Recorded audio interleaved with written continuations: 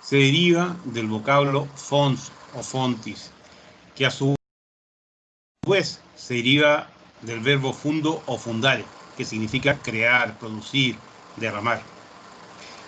En el derecho existen fuentes bajo tres acepciones: fuentes formales, fuentes reales y fuentes históricas. Las fuentes formales son los procesos de creación de las normas jurídicas, las reales los factores o elementos que determinan el contenido de tales normas, mientras que las históricas son aquellos documentos que encierran el texto de una ley o conjunto de leyes antiguas. Para el caso concreto del derecho administrativo, entenderemos por fuentes formales la creación misma del derecho, pero no como el proceso de creación de la norma jurídica, sino la fuente fundamental como ley, es decir, como el acto jurídico general creador de derechos y obligaciones. Así, el maestro Serra Rojas nos señala que la fuente de derecho administrativo son los procedimientos, las formas, los actos o hechos y demás medios de creación e interpretación en los cuales tienen su origen los principios y leyes en general. Las fuentes mismas del derecho, como la ley, la costumbre y la jurisprudencia, así como todas referidas a la materia administrativa. Además de estas que mencionamos por el maestro Serra Rojas, existen otras fuentes como el reglamento, circulares, decretos, entre otras, las cuales al ser consideradas de gran relevancia serán objeto de un tema específico. En los regímenes de derecho escrito, como es el caso de México, destaca la importancia de legislar como fuente de derecho. Legislar es crear normas generales de derecho, llamadas leyes. Esto lo hace un órgano del Estado llamado Congreso.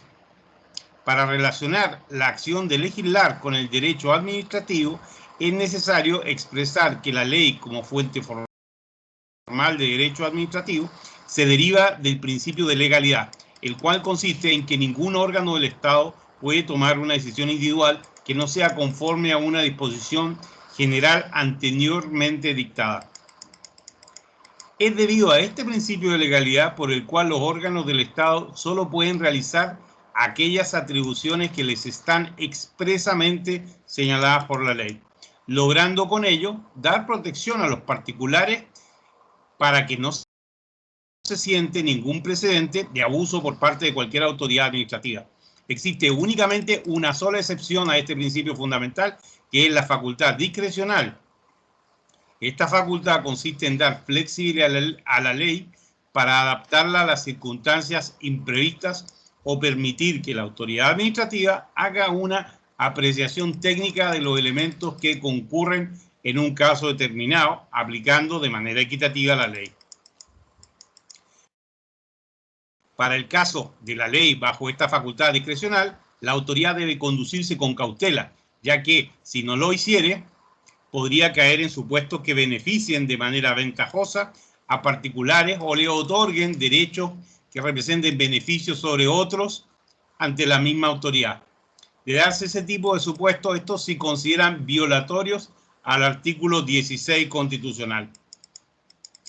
Cabe señalar que también se considera como fuente del derecho administrativo las leyes expedidas por el presidente de la República, ya que constituyen el ejercicio de las facultades materialmente legislativas. Como otra de las fuentes del derecho administrativo encontramos la costumbre, la cual consiste en el reconocimiento expreso o tácito del Estado hecho a través de sus órganos legislativos, jurisdiccionales o administrativos de la fuerza obligatoria de ciertos usos o formas de comportamiento que se adquieren el carácter de normas jurídicas similares a los preceptos legislados.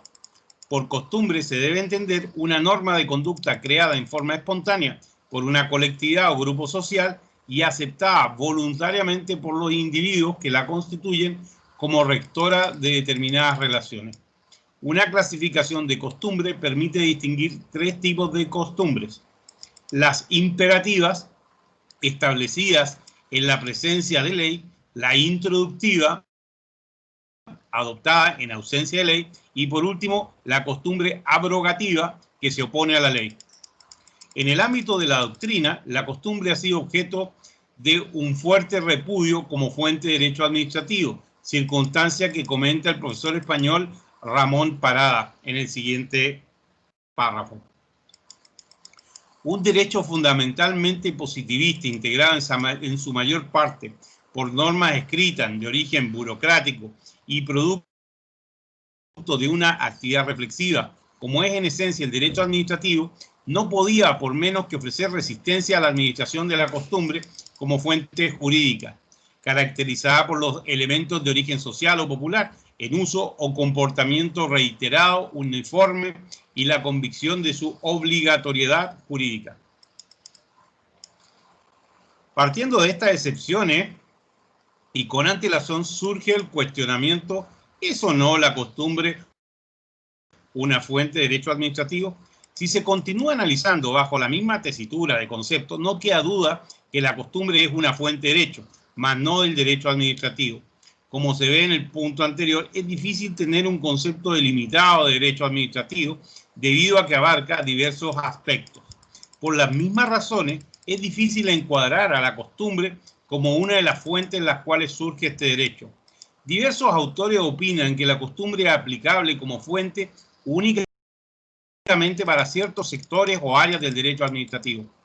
En un régimen como el nuestro, en el que los poderes públicos solamente obran en caso de estar autorizados expresamente por una ley, la costumbre no puede tener aplicación en lo que se refiere a la competencia de los funcionarios. Tampoco se utiliza la costumbre cuando el funcionario actúa en uso de sus facultades discrecionales, puesto que éstas implican la aplicación de un correcto arbitrio para decidir qué es lo más conveniente al interés público, y no siempre coincide con la costumbre y con los intereses colectivos. Existen diversos países que sí han logrado incorporar la costumbre como fuente de derecho administrativo. En México no se ha logrado insertar del todo. De hecho, solo existe alusión a la costumbre en el texto constitucional, donde se hace referencia a los pueblos indígenas, facultando que la regulación y organización administrativa pública específica de una comunidad integrante de un pueblo indígena puede ser determinada por sus usos, costumbres y prácticas tradicionales. Por esto podemos concluir que la costumbre no es fuente del derecho administrativo y carece de toda fuerza normativa. Para algunos autores, la jurisprudencia presenta la misma problemática que la costumbre, por lo que consideraremos, ¿verdad?, esta situación como otra fuente de derecho. La palabra jurisprudencia tiene diferentes acepciones. En la actualidad se denomina como la interpretación que la autoridad judicial da ordinariamente a una ley, y así se opone a la jurisprudencia, a la doctrina, como expresión de la ciencia. Hay que resaltar que la función de la jurisprudencia no es la de crear derechos, sino la de interpretarlo, el cual fue formulado por el legislador. Toda vez que la jurisprudencia está constituida por normas jurídicas generales creadas por uno o varios tribunales específicos. Según lo sostenido por Gabino Fraga, el principio, la jurisprudencia no debe considerarse como una fuente, porque la función judicial, de donde proviene, no tiene por qué finalidad crear derecho, tal como ya se señaló, sino aplicarlo en los casos que haya contención. Este punto hace recordar que la actividad discrecional con que para casos específicos actúa la autoridad administrativa, sería conveniente que dicha autoridad, al actuar bajo esta facultad, se hiciera llegar de criterios jurisprudenciales que le pudieran dar soporte a su toma de decisiones, logrando con ello contar con el respaldo normativo que se requiere. Se cree que la jurisprudencia se puede tomar en cuenta como la fuente indirecta del derecho administrativo, apegado de manera estricta a lo establecido por los artículos 192 y 193 de la Ley de Amparo, los cuales hacen referencia de manera expresa, ¿verdad?, a la forma en que surge la jurisprudencia y la obligatoriedad de la misma para los tribunales federales y locales. Como normalmente son ellos los que conocen los actos de la administración, tendrán que sujetarse a dicha jurisprudencia para evitar la invalidez de los actos posteriores. Por tanto, al pensar que muchos autores consideran la jurisprudencia como una fuente de interpretación del derecho, lo cual es verdad, esta calidad de interpretación no impide que sea utilizada como fuente indirecta del mismo. Si bien es cierto, no se puede considerar como una fuente creadora del derecho administrativo, sí se puede utilizar como una fuente indirecta que apoya la interpretación de las normas administrativas aplicables. Como última fuente del derecho, podemos señalar, ¿verdad?, los principios generales de derecho.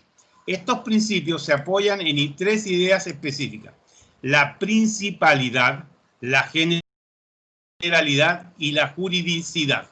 La principalidad es una idea que apoya el origen, el principio, la razón fundamental sobre la cual se procede a discutir sobre cualquier materia.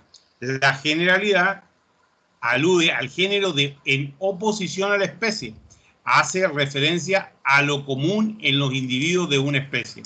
Esta generalidad es considerada una característica de la ley y de las demás normas jurídicas que representa su aplicabilidad a cuantas personas se encuentren en el supuesto determinado. Es decir, no se podrá hacer excepción alguna por ningún motivo y causa, siempre y cuando esté dentro del presupuesto jurídico.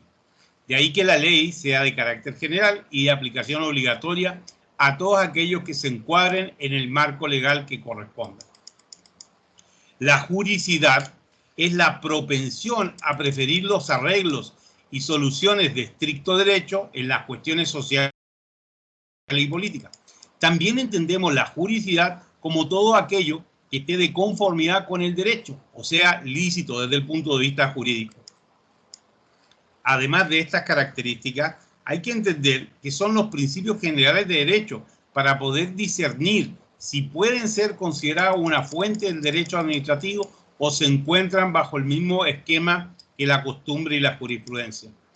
Los principios generales de derecho, según el diccionario jurídico, son criterios o ideas fundamentales de un sistema jurídico determinado que se presentan en la forma concreta del aforismo y cuya eficacia como norma supletoria de la ley depende del reconocimiento expreso del legislador. La expresión principios generales de derecho suele usarse en diferentes sentidos. Manuel Atienza y Juan Ruiz Menero destacan lo siguiente: como una norma muy general, entendiendo que tal que regula un caso cuyas propiedades son muy generales; como una norma redactada en términos particularmente vagos; como una directriz o norma programática, esto es, norma que estipula la obligación de perseguir determinados fines; como norma que expresa los valores superiores de un orden jurídico; como norma dirigida a los órganos de aplicación al derecho que señala con carácter general cómo se debe seleccionar la norma aplicable, interpretarla; como regula iuris, es decir, como el enunciado máxima de la ciencia jurídica que tiene un considerable grado de abstracción y que permite la sistematización del orden jurídico o de una parte del mismo. Partiendo de estas características que se señalan, podemos indicar que los principios tienen una íntima relación con el derecho administrativo, ya que existen diversas clases, pero no todas son de aplicación al desarrollo de la materia. Por ejemplo, el principio general de buena fe. La buena fe, en latín, bona fides, consiste en un estado mental de honradez, de convicción a la verdad o exactitud del asunto. Este principio es conocido también como probidad. Este principio predica la concordancia entre el acto y la conciencia, en cuya virtud se adquieren derecho o beneficio, o bien se liberan responsabilidades o cancelan deberes. El principio de debido proceso es un principio jurídico de carácter procesal, según el cual toda persona tiene derecho a ciertas garantías mínimas, tendientes a asegurar un resultado justo y equitativo dentro del proceso. Por lo tanto, existe la prohibición de afectar los derechos de los gobernados sin cubrir ciertos requisitos, como sería el respeto a la garantía de audiencia. Este principio tiene relación con el derecho administrativo, desde lo establecido en el precepto constitucional. Es decir, desde sus orígenes, y tan relevante ha sido para la materia que fue inserto además en la Ley Federal de Responsabilidades de los Servidores Públicos.